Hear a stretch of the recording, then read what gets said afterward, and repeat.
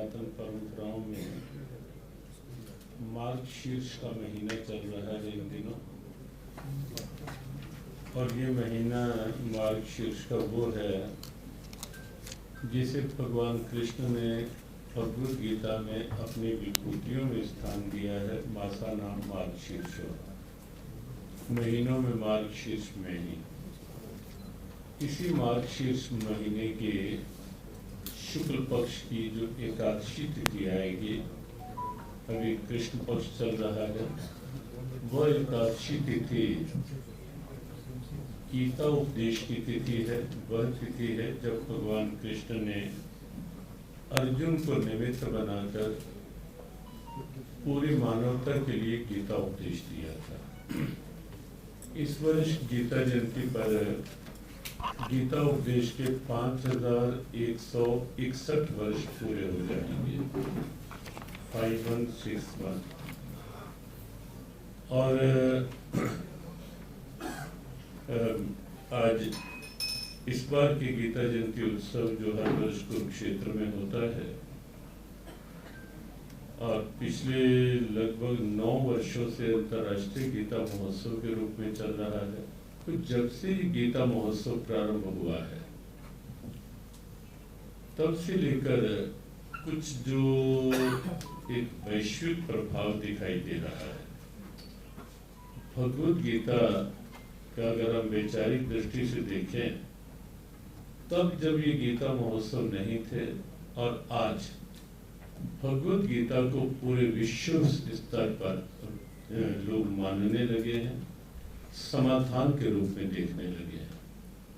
तब एक अर्जुन था जो समस्याग्रस्त था, महाभारत के युद्ध का वातावरण था, लेकिन आज पूरे विश्व स्तर पर हम देखते हैं हर मन में कहीं ना कहीं तनाव दबाव की महाभारत, कई परिवारों में, कई समाज में कई तरह के जो भेदभाव, और कई विश्व स्तर पर हम सब जानते हैं कि पूरे विश्व में कहीं ना कहीं एक युद्ध का सा वातावरण, कहीं अपने रशिया और यूक्रेन, कहीं हमास और इजराइल, और कभी कभी लगता है 2 भागों में बटा हुआ विश्व, बढ़ता जा रहा विश्व।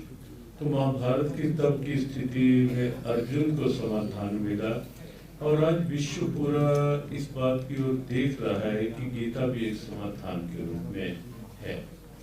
और यही कारण है कि हरे कुरुक्षेत्र विकास बोर्ड के सौजन्य से जो गीता महोत्सव कुरुक्षेत्र में और फिर अंतर्राष्ट्रीय गीता महोत्सव के रूप में हुए, हर देश में बहुत उत्सुकता दिखाई दी, बहुत गीता जी के प्रति उत्साह दिखाई दिया।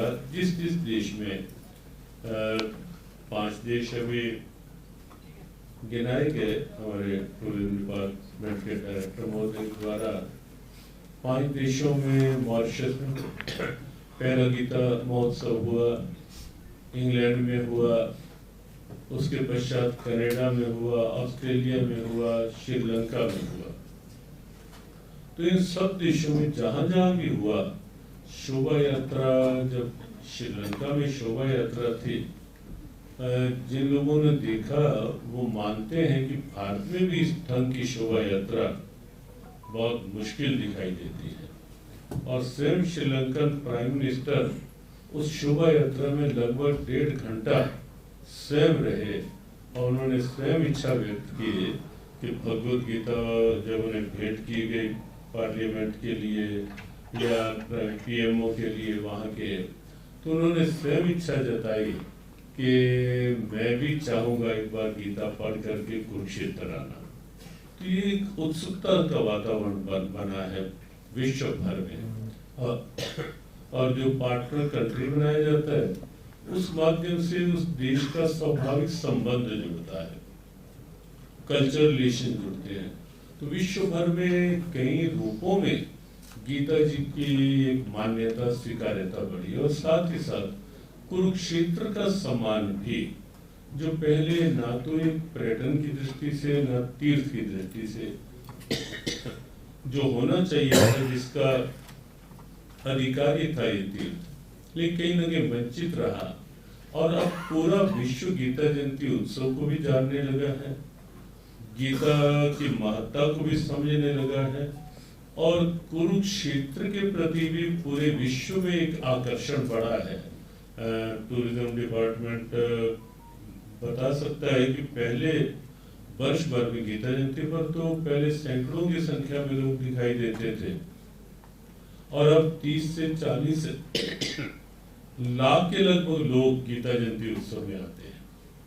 और केवल गीता जयंती उत्सव के दिनों में नहीं, पूरा वर्ष लोगों का आने जाने का एक प्रबुद्ध पर्यटन के रूप पर्यटक आने लगे हैं कुरुक्षेत्र में।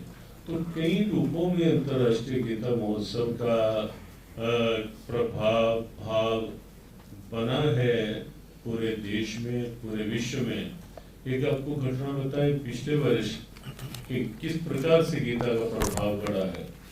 बंगाल में हमारे संत हैं, उन्होंने कुरुक्षेत्र के प्रभाव से प्रभावित होकर के पिछले वर्ष ईडन गार्डन कैलकाटा में गीता जयंती से अगले दिन गीता पाठ का आयोजन किया, और वहां लगभग 1 लाख लोग एकत्रित हुए गीता पाठ के लिए कलकत्ता। इस बार भी 15 दिसंबर को, इस बार वो बंगाल वाले संत 1000 संत इकट्ठे होंगे, और सिलीगुड़ी में इस बार उन्होंने कार्यक्रम रखा है।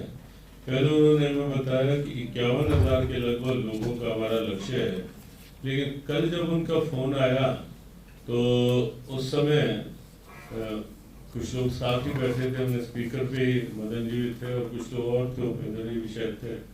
तो हमने स्पीकर ऑन किया तो बात जब कर रहे थे तो उन्होंने कहा हमारी 51,000 से अधिक संख्या तो हो गई है, अब हम सिलीगुड़ी में भी 1 लाख की ओर बढ़ना चाह रहे हैं कि इतने लोग मिलकर के गीता पर। तो ये कुरुक्षेत्र से जो गीता का संदेश गीता महोत्सव के माध्यम से निकला, उसका एक प्रभाव है कि हर प्रांत में जो पार्टनर स्टेट बनते हैं या नहीं, तो किसी संतों में उत्सुकता आई, तो ये एक स्वाभाविक प्रभाव गीता जयंती का बना है। और इस बार 28 नवंबर से 15 दिसंबर और मुख्य कार्यक्रम जो होंगे वो 5 दिसंबर से 11 दिसंबर तक, सरस मेला इत्यादि शुरू हो जाता है, 28 नवंबर को हो जाएगा, लेकिन मुख्य कार्यक्रम जो विधिवत प्रारंभ होंगे वो 5 दिसंबर को होंगे, 11 दिसंबर तक चलेंगे। उसमें एक दिन देश भर के प्रमुख संत भी आते हैं। कुछ सांस्कृतिक कार्यक्रमों की भी अब एक मर्यादाएं निश्चित की गई हैं कि सांस्कृतिक कार्यक्रम में केवल भारत झलके, केवल भगवान राम भगवान कृष्ण की परंपराएं झलके, महाभारत की कोई दिव्यताएं झलके, गीता जी के कोई तत्व सामने आए, उस ढंग के ही सांस्कृतिक कार्यक्रम हो।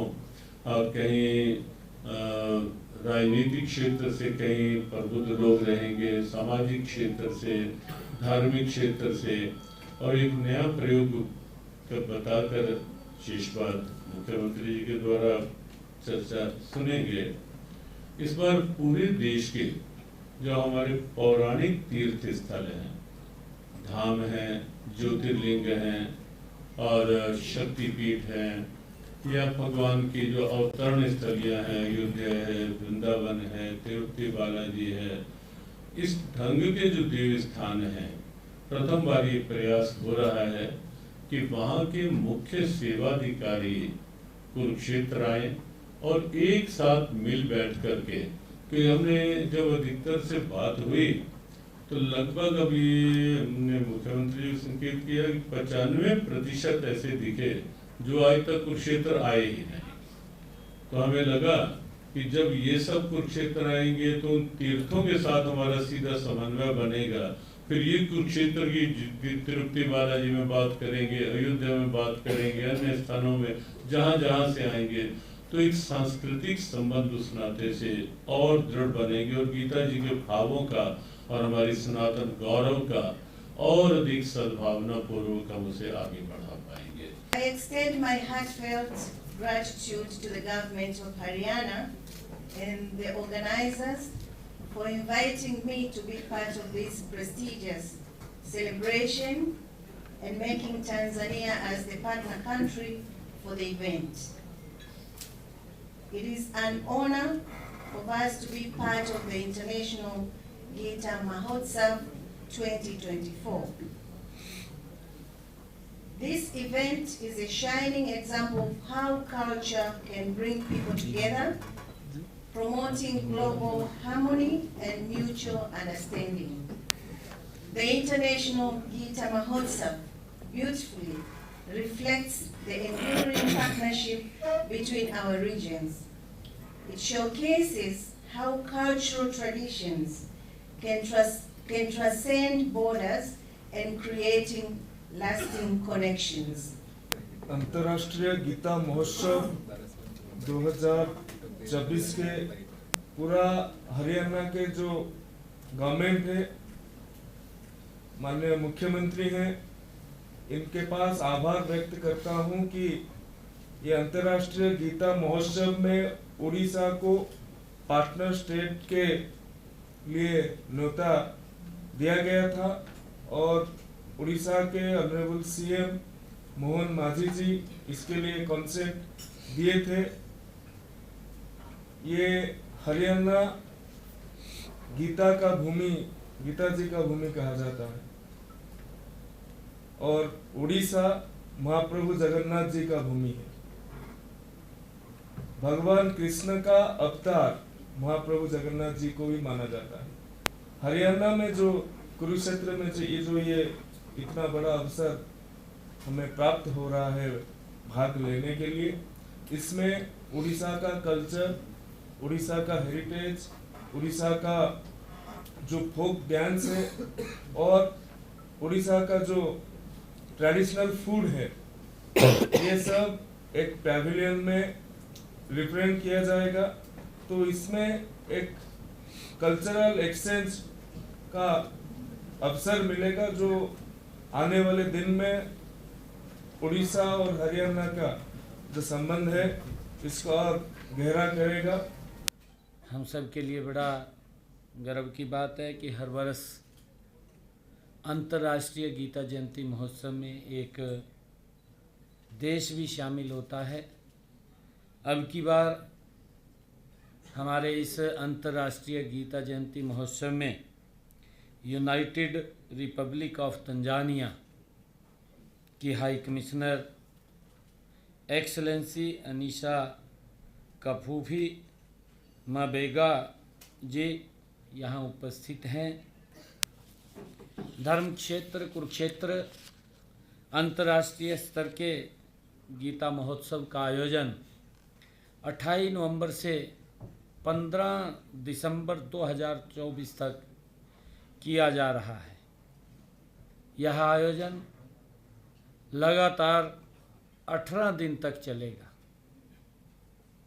वर्ष 2016 से विगत 8 वर्षों से इस महोत्सव को अपार सफलता और लोकप्रियता भी मिली है।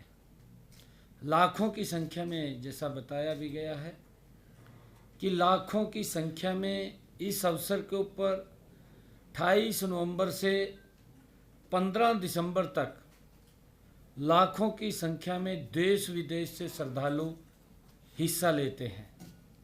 ये हमारे लिए बड़े गर्व की बात है। इसको बड़ी एक लोकप्रियता वो मिली है। पिछले वर्ष लगभग ये आंकड़ा 45 से 50 लाख जो लोगों ने हिस्सेदारी अंतर्राष्ट्रीय गीता जयंती महोत्सव में 18 दिनों में की है, उनका फुटफॉल रहा है। आए हैं देश विदेश से, उन्होंने यहाँ हिस्सेदारी ली है। हमें खुशी है कि धर्म क्षेत्र कुरुक्षेत्र 48 कोस की परिधि में फैला हुआ है। इस क्षेत्र में 182 महाभारत कालीन तीर्थ स्थल की पहचान की जा चुकी है। हम सब जानते हैं कि ये पवित्र गीता भगवान श्री कृष्ण के मुखारबिंद से जब मोहग्रस्त अर्जुन को भगवान श्री कृष्ण ने 5162 वर्ष पहले इसी कुरुक्षेत्र की पवित्र भूमि पर गीता का उपदेश वो सर्व मानव जाति के लिए दिया है। कर्म का संदेश, ज्ञान का संदेश भगवान श्री कृष्ण ने दिया है। पहली बार 2019 में मॉरिशस में अंतर्राष्ट्रीय गीता जयंती का कार्यक्रम हुआ, लंदन में हुआ और कनाडा में हुआ। कनाडा के साथ ऑस्ट्रेलिया में हुआ, श्रीलंका में हुआ, इंग्लैंड में भी अंतर्राष्ट्रीय गीता जयंती महोत्सव मनाया गया।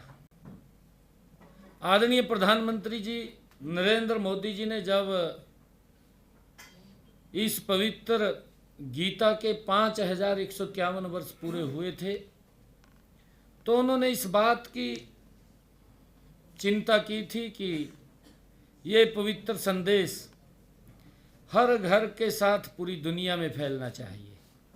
इस बार अंतर्राष्ट्रीय गीता महोत्सव में उड़ीसा सहयोगी राज्य के रूप में इस में सेलिब्रेट करेगा, इस महोत्सव में शामिल होगा। जैसा अभी आदरणीय मंत्री जी ने भी बताया है कि जगन्नाथपुरी, कोणार्क का सूर्य मंदिर, भुवनेश्वर के लिंगराज, मुकेतेश्वर मंदिर आदि तीर्थ स्थान संस्कृति के गौरव हैं। मुझे खुशी है कि आज इस महोत्सव के शुभारंभ पर 28 नवंबर से 15 दिसंबर तक ब्रह्म सरोवर के पावन तट पर हर दिन भव्य गीता महाआरती का आयोजन भी होगा। 28 नवंबर से 11 दिसंबर तक 48 कोस कुरुक्षेत्र भूमि के तीर्थों पर सांस्कृतिक कार्यक्रमों के आयोजन किए जाएंगे। 5 दिसंबर को ब्रह्म सरोवर पर गीता यज्ञ एवं पूजन से इस महोत्सव की विधिवत शुभारंभ होगा। इसी दिन कुरुक्षेत्र विश्वविद्यालय में 3 दिवसीय अंतर्राष्ट्रीय गीता संगोष्ठी का भी शुभारंभ किया जाएगा। 9 दिसंबर को महोत्सव के दौरान ब्रह्म सरोवर पुरुषोत्तमपुरा बाग में संत सम्मेलन का भी आयोजन होगा। 10 दिसंबर को ब्रह्म सरोवर के पुरुषोत्तमपुरा बाग में अखिल भारतीय देवस्थानम सम्मेलन आयोजित किया जाएगा। गीता जयंती के दिन 11 दिसंबर को ज्योतिसर तीर्थ पर गीता यज्ञ एवं भागवत कथा का आयोजन तथा 18,000 विद्यार्थियों द्वारा गीता का वैश्विक पाठ किया जाएगा। 11 दिसंबर को कुरुक्षेत्र विश्वविद्यालय में 48 कोस तीर्थ सम्मेलन, गीता शोभा यात्रा तथा 182 तीर्थों पर दीपोत्सव एवं सांस्कृतिक कार्यक्रमों का भी आयोजन किया जाएगा। हर वर्ष की भांति ब्रह्म सरोवर पर 5 से 11 दिसंबर तक गीता पुस्तक मेले तथा प्रदर्शनियाँ भी लगाई जाएंगी। 28 नवंबर से 15 दिसंबर तक शिल्प एवं सरस मेले का भी आयोजन किया जाएगा, जिसमें तंजानिया की संस्कृति और वहाँ का कल्चर और उड़ीसा की संस्कृति और कल्चर और वहाँ के हमारे शिल्पकार जो अपने स्थान के ऊपर उन्होंने एक अच्छा कार्य किया है, उसको प्रदर्शित करने का भी हमारी इस संस्कृति और हमारे कल्चर के साथ मिल कर के वो मनाने का जो निर्णय किया है, उसका आयोजन भी 28 नवंबर से 15 दिसंबर तक वो आयोजन किया जाएगा। आगे भी सभी हरियाणा के सभी जिला मुख्यालयों पर 9 से 11 दिसंबर तक सांस्कृतिक कार्यक्रम आयोजित किए जाएंगे।